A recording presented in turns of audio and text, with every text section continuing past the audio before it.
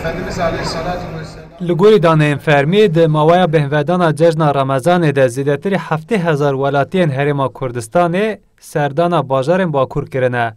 کارسازن باکور ده بیجن هگر پرسکریکا ویزه نبویا ده 100,000 زیدتر ولاتین هرما کردستان سردانا باکور بکرانا.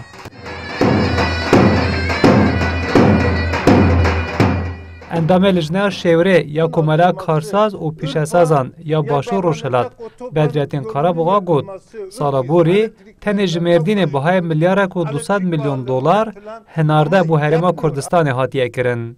لگوری بدریتین قرابوغا هگر جبو چونه هاتن آسانکاری بکرن ده کرتن گشتیاری، تندرستی و پیشسازی ده پیوندی بهستر ببن. خلکمه کردستان بالدهرو بازدرو بندا سفارتا ترکیه یه هولیره یه حتی ویزا که دستینه پس کرکم زن اوه اگر اوه شغل دیپلماسی یعنی کردستان دیپلماسیسی ل ترکیه دیپلماسیسی هر دو دیپلمات دولت لهف رونه برا خلکه ترکیه لویزه بده خلکه کرده ji bajarên Bakur û Tirkiyeyê ji bo herêma Kurdistanê kelûpelên xwarin û vexwarinê, avahîsazî, kiştûkal, cilûberg û madeyên kîmyawî tên hinardekirin.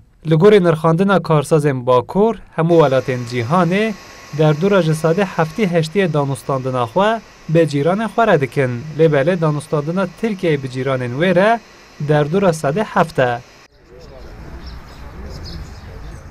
سروک گوزیا ده شاه اسماعیل بدرخان اغلو دبیجه او دخوازن ترکیه جی ایران زیدتر جی بازار هرما کردستان و عراق سوده ور بگره و asla bazırganiye بلند ببه. Şimdi her ürünü üretebiliyoruz. Peşesazıya Diyarbakır'ı peşketiye. Emedi dikarın her tişti hilberinin. Besadan kargahı mehene. Her kargahı ki 10,000 ziydetir xebatkar dixebitin Diyarbakır amade terbiye. Lem duxwazin ji Diyarbakırê bo bendera Mêrsînê riya şimendiferê bê çêkirin û rê û rêbanên Diyarbakır û deriyê gümrüka Xaburê bên çêkirin. Heger ev xizmetguzarî bên kirin, em ê bikarbin hilberîna Diyarbakırê zêdetir bigihînin bazara cîhanê. Em gelek giringiyê bi peywendiyên bi herêma Kurdistanê re didin, divê Tirkiye ji vê bazarê zêdetir Sudan werbigire. کارسازên Bakur dibêjin ew dixwazin rêw rêbana ji bajarê Rihayê heta deriyê gumrika Xaburê jî bê çêkirin. Projeya avdaniya kiştûkariya Bakur bê temam kirin.